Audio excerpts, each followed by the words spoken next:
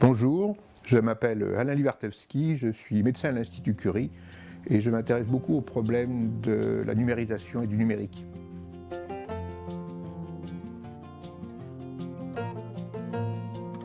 Alors avant, quand les patients quittaient l'Institut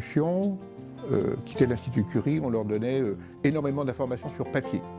Et j'avais tendance à dire qu'ils partaient avec une petite valisette remplie de papier sur les effets secondaires potentiels des traitements, les futurs rendez-vous, beaucoup d'informations.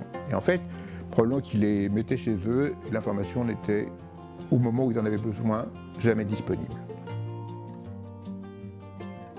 Il se trouve que je donne des cours à l'École centrale d'électronique et j'ai eu en stage des jeunes étudiants informaticiens. Et je leur ai dit, ce qui serait pas mal, c'est qu'on fasse une application pour les patients qui leur serait utile.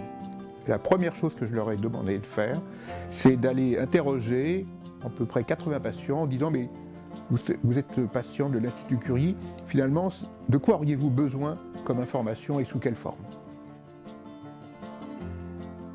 Les étudiants ont fait une petite maquette qu'on a été présentée au directeur et c'est comme ça que le projet est né. Alors ensuite, on a contacté une société open, spécialisée en numérique, qui nous a aidés dans ce projet et ça a conduit à une application qu'on appelle aujourd'hui MyCurie. Maintenant, c'est une application qui est téléchargée par plus de 5000 patients qui l'utilisent continuellement. Tous les mois, près de 200 à 250 patients s'inscrivent à nouveau et ils peuvent avoir des informations sur leurs futurs rendez-vous, les traitements qui ont été réalisés, les informations pratiques sur l'hôpital, leurs comptes rendus médicaux, et puis ils commencent à pouvoir dialoguer avec l'équipe de soins par le biais de questionnaires. Moi, je pense que la transformation, elle vient avant tout des acteurs et de ceux qui en ont besoin.